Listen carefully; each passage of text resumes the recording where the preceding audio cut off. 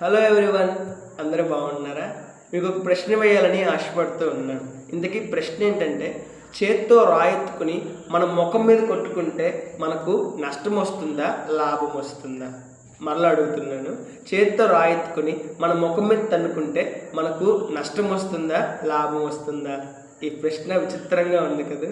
ఇందుకు సమాధానం ఏంటంటే, రాయెత్తుకుని మన ముఖం మీద కొట్టుకుంటే నష్టమే వస్తుంది తప్ప లాభము రాదండి.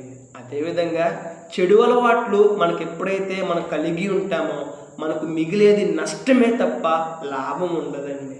చెడు అలవాట్ల చేత ఎంతోమంది వ్యక్తులు తమ జీవితాన్ని పాడు చేసుకున్నారు, తమ ఉద్యోగాలు పోగొట్టుకున్నారు, తమ కుటుంబాలు పోగొట్టుకున్నారు, తమ ఆరోగ్యాన్ని పోగొట్టుకున్నారు, చివరికి నష్టాన్ని పొందుకున్నారు.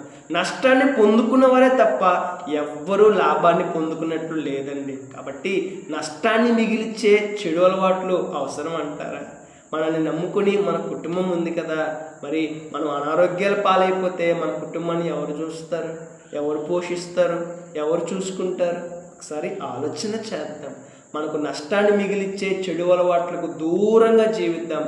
రేపటి దినాన శ్రేష్టమైన ఆశీర్వాదాన్ని, శ్రేష్టమైన ఫలింపును పొందుకుందాం. May God bless you.